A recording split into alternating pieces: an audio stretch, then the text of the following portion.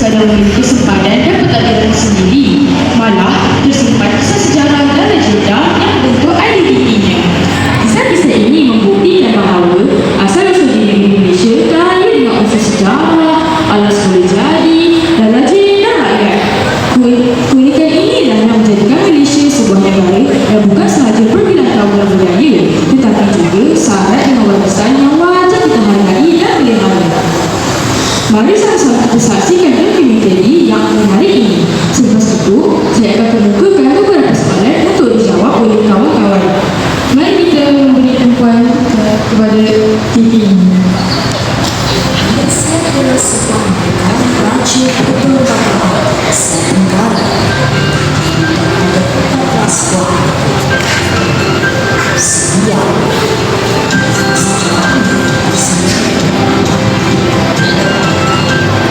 Yang pertama, negeri Perlis. Negeri ini dikenali sebagai Kayang atau Kayang. Dalam Perlis bersekutu dengan nama suara dua yang dianggap mempunyai keramah. Perlis. Terdapat juga versi lain dari Perlis yang asal dari perkataan silat Fraunhofer termasuk pelabuhan. Kenapa hal ini dikatakan banyak dijumpai oleh orang-orang siap yang menggunakan lawan Kuala Sungai Perlis untuk kekedah. Sebutan Fraunhofer disebut masyarakat tempatan akhirnya menjadi peluang. Negeri kedua ialah Kedah. Namun Kedah merupakan bersama dengan perkataan Kadah atau Kedah yang bermaksud perangkat gajah. Namun demikian, nama Kedah bukan berasal daripada perkataan tersebut, namun dari Kedah ialah Kadaran atau Kalakan. Kadaran bermaksud pulau besar dan Kalakan pula bermaksud warna hitam. Pada zaman dahulu, pedagang-pedagang Arab dan Parsi di kawasan sebelah utara Semenanjung sebagai kilang Karat atau Kalha.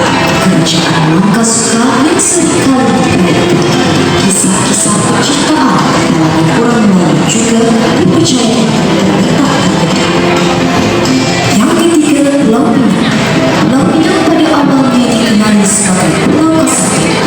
Nama tersebut diperoleh dari sebuah cerita apabila seorang pelayan bernama Rangkap yang merupakan seorang pedagang telah menemui pulau besar ini berasal ini sewaktu beliau berulang alik berdagang dari Lingga ke Kedah.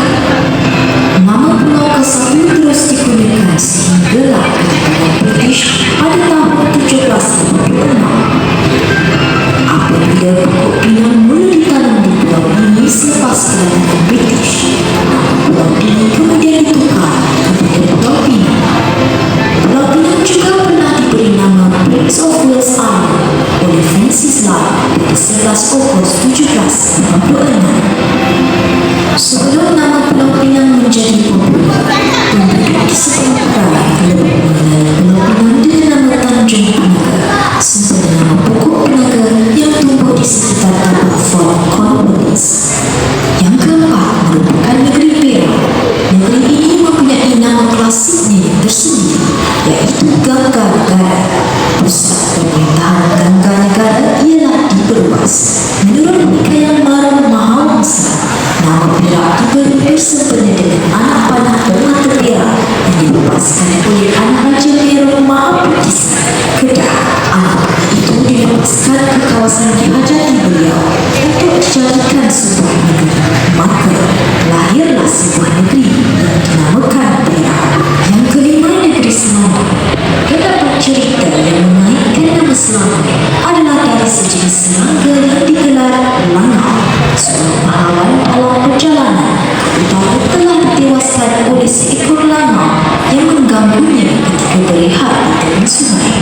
Akhirnya, pahlawan tersebut telah menurun ke kawasan itu dan dijadikan penempatan yang digelar Selangor. Akhirnya, Selangor. Yang keenam, negeri Sembilan. Nama negeri ini bersempena 9 negeri atau kawasan yang berada di bawah gabungannya. Kawasan pembinaan ialah Sungai Pujuk, Nani, Rempang, Celebu, Johor, Kelang, Jelang, Ulu Pahang, Negeri Sembilan kemudiannya menyerahkan Kelang kepada Selangor, Pahang dan Jelar kepada Pahang, dan Segamat kepada Johor. Merupakan kawasan kemudiannya menaraikan 9 kawasan berikut sebagai Negeri Sembilan, iaitu Sungai Ujung, Rembau, Jelebung, Johor, Ulumuar, Inas, Gunung Pasir, Kerachi, dan Jepun. Yang ketujuh ialah Negeri Melaka.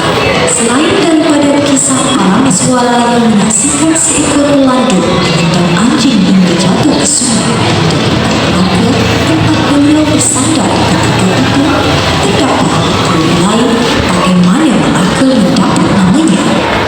Dalam naskah lama sejarah Melayu memang sudah disebut nama Melaka. Ia mungkin dalam istilah Malaka atau Melaka yang digunakan oleh pedagang Arab yang membawa masuk pusat atau tempat perdagangan.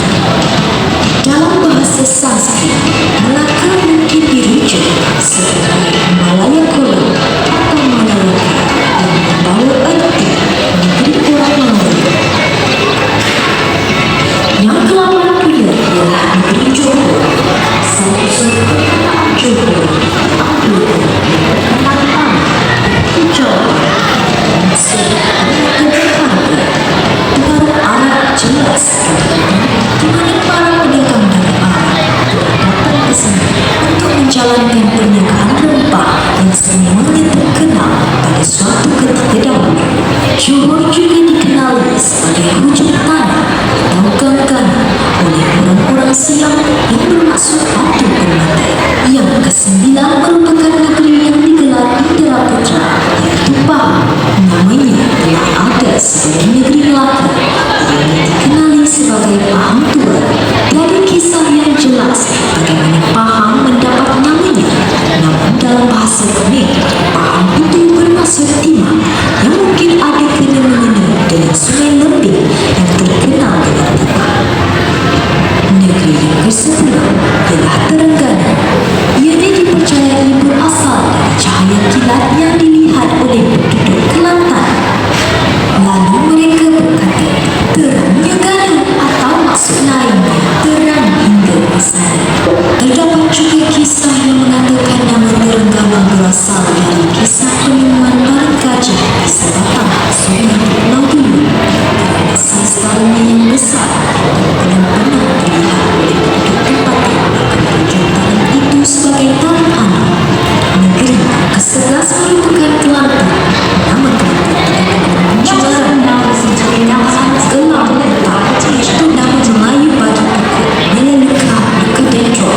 Itu juga mengatakan bahawa namanya datang daripada perkataan kilatan atau Kelantan yang mula muncul dalam catatan Ptolemy yang dirujuk sebagai Kalantan.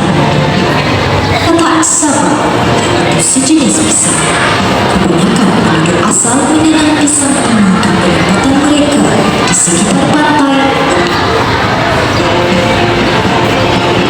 Apabila Pangeran Muda Hashim menyerahkan pertempuran negeri itu kepada James Cook pada tahun 1841, yang terakhir merupakan wilayah persekutuan kolonial, yaitu ibu negara dan bandaraya yang terbesar di Malaysia. Walau sudah mudah aliran Inggeris, maka ini sudah banyak bercampur dengan air. Nama Kuala Lumpur telah diketahui orang sejak pertengahan bulan ke-19 silam. Penyelenggara awal yang mendorong biji timah di sepanjang sungai bertempatan Sungai Kelang dan Sungai Gombal. Penyelenggara ini melakukan perahu mereka di persimpangan Sungai Kelang dan Sungai Gombal dan mendirikan